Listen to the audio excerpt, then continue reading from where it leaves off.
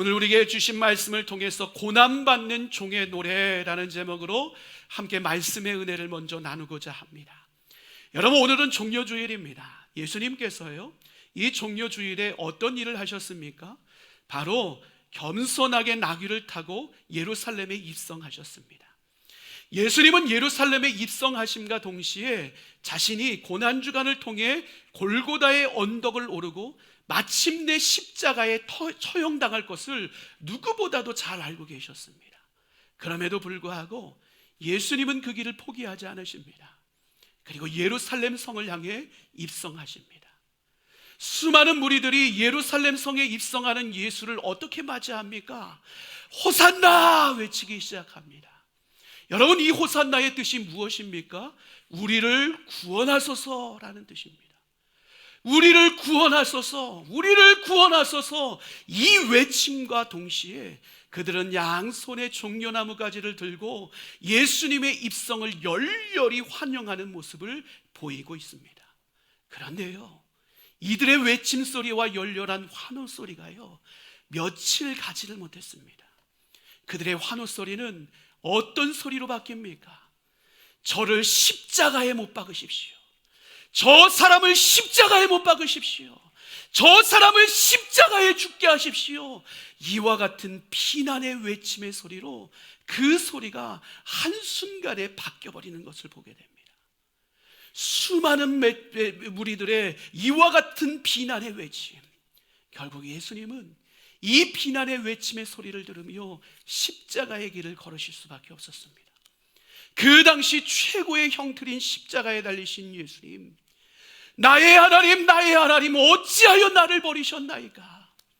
나의 하나님, 나의 하나님, 어찌하여 나를 버리셨나이까? 이 절규적 부르짖음과 함께 죽음의 자리로 그 발걸음을 옮기시는 것을 보게 됩니다. 하나님은 구약 성경을 쓴 이사야 선지자를 통해 먼저 예수 그리스도가 당할 고난에 대한 부분을 언급하게 하셨습니다. 그것이 바로 이사야서에 여러 번 등장하는 여호와의 종의 노래를 통해서 분명하게 드러납니다. 이사야 선지자가 언급했던 여호와의 종의 노래는 어떤 기능을 감당하고 있습니까? 이 땅 가운데 오실 메시아가 어떤 모습으로 우리의 삶의 자리 가운데 드러나게 될지를 분명하게 제시하는 것이 바로 여호와의 종의 노래입니다. 이사야가 쓴 여호와의 종의 노래는 총 4편으로 기록되어 있습니다.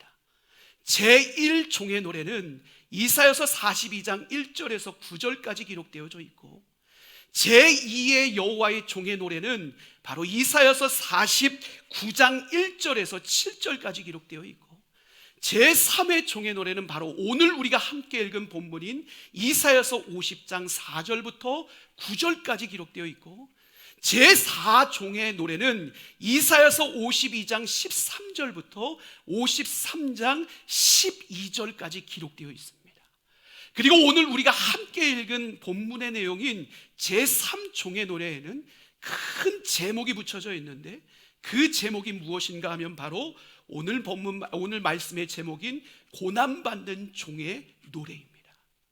여러분, 이 고난받는 종의 노래라는 제목과 같이요, 오늘 본문 말씀의 내용을 읽어보면 참 많은 부분에서 상처 입으시는 예수님의 모습을 우리가 확인하게 됩니다.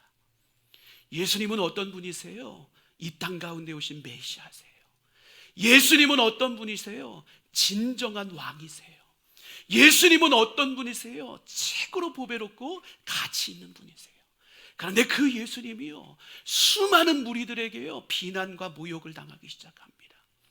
예루살렘 입성할 때 수많은 사람들이 열렬히 환호했던 그 예수님이요, 순식간에요, 아무도 주목하지 않는 버려진 존재의 위치에 서게 되는 안타까운 모습을 바라보게 됩니다.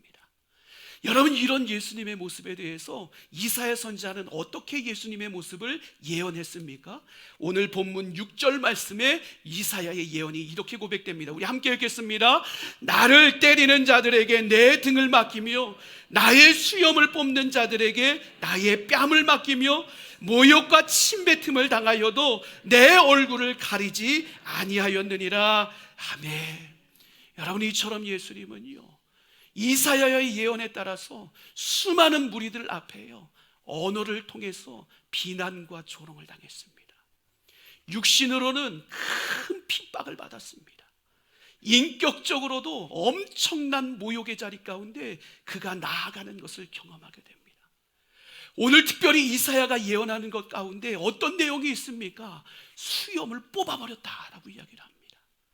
여러분, 구약시대에서요, 수염이라는 것은요, 자존심을 이야기를 합니다.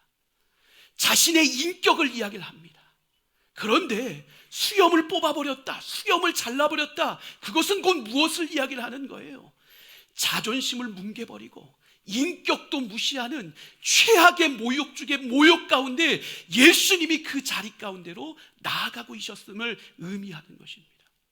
심지어 예수님이 어떤 모욕을 당하십니까? 그 뺨에, 그 얼굴에 침뱉음을 당하는 크나큰 모욕 가운데 빠졌다라고 이야기를 합니다. 그런데 그 극질한 극렬한 그 모욕 가운데 빠져있던 예수님, 그 예수님의 반응은 어떻습니까? 그들을 향해 얼굴을 돌리지 않으시고 그 모든 것들을 침묵간에 혼자 다 받아내시며 감내하며 그들의 모습까지도 품어내시는 예수님의 모습을 보게 됩니다. 예수님의 선자리가 어딘데요? 모든 것이 무너진 자리입니다. 모든 사람들이 떠나간 자리입니다. 절망의 자리요, 상처의 자리요, 소망 없는 자리에 섰던 예수님은 오히려 그 모든 사람들을 온전히 품어내며 그 고난을 홀로 감내해내는 위대한 모습을 우리 가운데 보여줍니다. 예수님은 이 모습만 우리 가운데 보여주지 않았습니다. 그냥 참고 견뎠던 것이 아니라 보다 적극적인 모습을 우리 가운데 예수님은 보여주십니다. 그 예수님의 모습은 어떤 모습으로 이사야 선지자를 통해서 예언되고 있는가? 7절 하반절에 보면요, 이렇게 예언되고 있습니다. 우리 그 구절을 함께 읽겠습니다. 내가 부끄러워하지 아니하고 내 얼굴을 부실돌같이 굳게 하였으므로 내가 수치를 당하지 아니할 줄 아노라. 아멘. 여러분, 특별히 여기서 이사야 선지자는요, 예수님의 모습에 대해서 부싯돌과 같았다라고 표현하고 있습니다. 여러분, 이 부싯돌이라는 단어는요, 히브리어 언어로요, 할라미시라는 단어를 사용하고 있습니다. 이 할라미시라는 단어의 뜻을 살펴보니까요, 최고로 딱딱하고 최고로 튼튼한 돌, 그것을 의미합니다. 무엇을 의미하는 거예요? 내 얼굴이 부싯돌과 같이 굳게 되었다라는 예수님의 이사야 선지자의 이 표현은요, 예수님의 낯이 그 어떤 사람들보다 두꺼운 낯을 자랑하고 있었다라는 사실을 생생하게 표현해내고 있는 것입니다. 무엇을 이야기를 하는 거예요? 예수님은 지금요, 최악의 고난의 자리에 처해 있습니다. 최악의 핍박의 자리에 처해 있습니다. 최악의 처참한 자리에 놓여져 있습니다. 그런데 예수님의 본인의 마음은 어떻다는 거예요? 자신이 처참한 존재가 아님을 인식하고 계셨다는 사실이에요. 그래서 예수님은 그 처참함의 자리에서도 누구보다 의연하셨습니다. 누구보다도 열정이 있으셨습니다. 누구보다도 당당하셨습니다. 그 당당한 믿음의 결단을 통해 예수님은 십자가를 향해 그 발걸음을 옮기고 있는 것을 우리는 이사야 선지자의 예언을 통해 확인하게 됩니다. 여러분, 우리는 이와 같은 예수님의 모습을 통해서요, 예수님의 두 가지 모습을 발견하게 됩니다. 예수님의 마음은 어떠세요? 한없이 긍휼이 넘칩니다. 예수님의 마음은 어떠세요? 고난 중에도 한없이 인내하십니다. 예수님의 마음은 어떠세요? 비난 중에도 한없이 온유하십니다. 그 넓은 마음으로 자신을 향해 조롱하고 침뱉고 수염을 뽑아놓고 잘라내는 수많은 그 죄인들을 온전히 마음에 품어내시는 넉넉한 마음을 우리에게 보여주십니다. 그 넉넉한 마음이요, 우리의 모든 죄악까지도 품어내시는 은혜의 자리 가운데로 우리를 초대하고 있는 예수님의 모습을 발견하게 됩니다. 그런데 그 예수님의 얼굴은 어떻습니까? 참으로 단호합니다. 참으로 결단력이 있습니다. 나에게 어떤 고통이 다가와도, 나에게 어떤 핍박이 다가와도, 나에게 어떤 절망이 다가와도, 나에게 어떤 수치가 다가와도 나는 이 길을 치욕스럽지 않은 당당한 믿음의 길로 끝까지 걸어낼 거야. 이 굳은 결연한 의지가 예수님의 모습을 통해서 보여지고 있는 것을 보게 됩니다. 예수님은 그렇게 해요. 넓은 마음과 굳은 결단과 의지를 가지고 십자가의 길을 걸어가십니다. 여러분, 그 길이 어떤 길이에요? 영광의 길입니까? 그 길이 칭송받는 길입니까? 그 길에 부요함이 있는 길입니까? 전혀 그렇지 않아요. 그런데 왜 예수님은 그 길을 선택했을까요? 자신을 모욕하는 자들까지 마음에 품어내고 자신이 고통 가운데 있음에도 불구하고 그 길을 선택한 그 이유가 무엇일까요? 오늘 이사야 선지자는 그 이유를 우리에게 분명히 알려줍니다. 2절에 보니까요, 하나님은 끊임없이 예수님과 아침마다 교제를 나누셨대요. 그런데 그 하나님께서 예수님의 길을 활짝 열어내심으로 말미암아 들려주신 분명한 말씀이 있대요. 그 말씀으로 인해서 예수님이 더 이상 물러설 수 없는 그 자리에 설 수밖에 없었대요. 그 하나님이 들려주신 메시지가 무엇이었어요? 인류를 구속하라는 하나님이 주신 사명이었어요. 예수님은 이것 알고 계셨어요. 내가 감내해야 되는 고난, 내가 감당하고 이겨내야 되는 이 고난의 길, 이것은 나에게 주어진 사명의 길이요, 내가 이 사명의 길을 걸어낼 때에만 비로소 모든 죄인들이 죽음에서 건짐받는 구원의 자리에 이를 수 있음을 예수님은 누구보다도 잘 알고 계셨어요. 그러게 예수님은요, 자신을 핍박하는 자들을 품어내셔요. 자신에게 침뱉는 자들을 품어내세요. 그리고 오늘 믿음의 결단과 결연한 의지를 통해 오늘 그 수치와 모욕의 자리를 향해 한 걸음 한 걸음 나아가고 계세요. 물론 예수님에게도 이 자리 쉽지 않은 자리였어요. 예수님에게도 이 자리는 상처 입는 자리였어요. 예수님에게도 이 자리는 절망의 자리였다고요. 그러니 예수님 뭐라고 고백하셨어요? 하나님, 아버지, 이 잔을 피할 수 있으면 피하게 해주십시오. 이것이 예수님의 솔직한 심정 아니었습니까? 그런데 어떻게 예수님이 이 길을 끝까지 걸을 수 있었을까요? 어떻게 예수님이 이 놀라운 구원의 완성을 이룰 수 있었을까요? 그 이유는 분명해요. 모든 사람들이 예수님을 떠나고, 모든 사람들이 예수님을 욕하고, 모든 사람들이 예수님을 핍박할지라도 전능하신 하나님만큼은 그분 곁에 계셨고, 그분을 주목하고 계셨고, 그분에게 힘이 되어주고 계셨기 때문이에요. 그것을 오늘 이사야 선지자는 8절에서 이렇게 고백하고 있어요. 우리 8절 말씀 함께 읽겠습니다. 나를 의롭다 하시는 이가 가까이 계시니 나와 다툴 자가 누구냐? 나와 함께 설지어다. 나의 대적이 누구냐? 내게 가까이 나올지어다. 아멘. 여러분, 이처럼 예수님에게 외롭던 십자가의 길, 참으로 상처밖에 남지 않았던 핍박의 자리, 고통의 자리 가운데 자신을 밀어넣고 있었던 죽음의 현장, 이곳 가운데 예수님이 만난 분이 누구예요? 나를 의롭다 칭하시고 오늘도 나의 곁에 다가오시는 하나님을 크게 바라보게 됐어요. 오늘도 나를 도우시는 그 하나님이 내 곁에 가까이 계신다는 이 사실을 예수님이 발견하게 됐어요. 이 수치가 끝이 아니라 이 수치의 상처를 딛고 일어나 놀라운 영광의 자리에 이르게 하실 그 하나님의 손길을 예수님이 바라보게 됐어요. 그러자 예수님은 이 고통 속에서도, 아픔 속에서도, 상처 속에서도 끝까지 십자가의 길을 걸어내시고 사명을 완수함으로 구원의 영광의 자리에 이르게 되는 놀라운 은혜를 누리게 되었다는 사실이에요.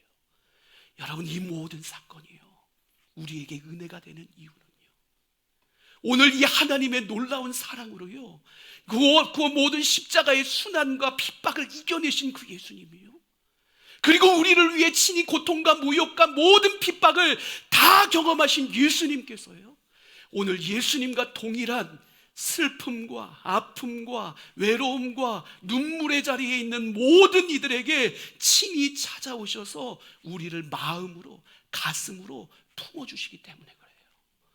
그 예수님께서 오늘 우리에게 뭐라고 말씀하실까요? 하나님이 예수님께 말씀하신 그 내용을 동일하게 우리에게 말씀하세요. 나도 내 고난에 동참하고 있단다. 내가 너의 외로움의 곁을 지키며 너를 여전히 바라보고 있단다. 너의 아픔도, 너의 상처도, 너의 괴로움도 내가 알고 있고, 그 모든 것을 싸매서 너를 하나님의 참된 아들로, 하나님의 참된 딸로 세우길 원한단다. 이것이 너를 향한 나의 마음이단다. 하나님 말씀하고 예수님 말씀하길 원하신다는 거예요. 사랑하는 성도 여러분, 오늘 여러분이 외로움의 자리에 있으십니까? 오늘 여러분이 오해로 인한 비난과 핍박의 자리에 있으십니까? 오늘 여러분이 고통 가운데 다가오는 크나큰 상처의 자리 가운데 머물러 있으십니까? 우리의 연약함은 고난받는 종과 함께 할 때 강함이 될 수 있음을 믿으시길 바랍니다. 우리의 상처는 고난받는 종과 함께 하게 될 때 그 상처가 치료되어질 수 있음을 믿으시길 바랍니다. 우리의 외로움은 고난받는 종, 우리의 친구 되신 주님과 함께 하게 될 때 그 외로움이 극복되어질 수 있음을 믿으시길 바랍니다. 왜요? 이미 예수님이 우리 가운데 허락하시는 은혜와 사랑과 용서와 치료와 회복을 예수님이 이미 십자가에 우리를 위해 깊이 새겨 놓으셨기 때문에 그렇습니다. 그리고 그 예수님은 오늘 그 은혜와 사랑, 그리고 그 치료와 회복을 다시 기억하고 경험하기 위해 오늘 우리를 이 귀한 성찬의 자리에 초대해 주셨습니다. 우리를 위해 살을 찢기시고 피를 흘리신 예수의 놀라운 사랑, 그 사랑을 우리로 다시 한번 경험케 하심으로 말미암아 우리 가운데 주어진 은혜와 사랑과 치료와 회복이 무엇인지를 다시 한번 기억하게 하십니다. 오늘 이 성찬 예식의 자리를 통해 우리를 위해 갈기갈기 찢어지셨던 주님의 살, 우리를 위해 아낌없이 흘리신 주님의 피가 나의 것으로 경험되어짐으로 말미암아 어떤 외로움과 고통과 상처 속에서도 우리를 만지시고 극복하시고 회복시키시고 다시 세우시는 주님의 은혜를 온전히 경험할 수 있는 이 성찬 예식의 자리가 될 수 있기를 주님의 이름으로 간절히 축원합니다. 주님은 오늘도 우리와 함께 하고 계십니다. 우리의 연약함을 주님은 오늘도 바라보고 계십니다. 그리고 우리에게 위로가 되시고 능력이 되심으로 우리를 다시 세워내고 계십니다. 이 성찬의 자리를 통해 그 예수의 사랑을 경험하고 복음의 능력을 회복함으로 말미암아 우리의 영혼이 새로워질 때 예수와 함께 동행하는 우리의 삶이 이제는 예수와 같이 주변의 모든 사람들을 다시 세우고 하나님 나라 이루어갈 수 있는 복된 은혜의 주인공들로 견고히 세워질 수 있게 되기를 주님의 이름으로 간절히 축원합니다.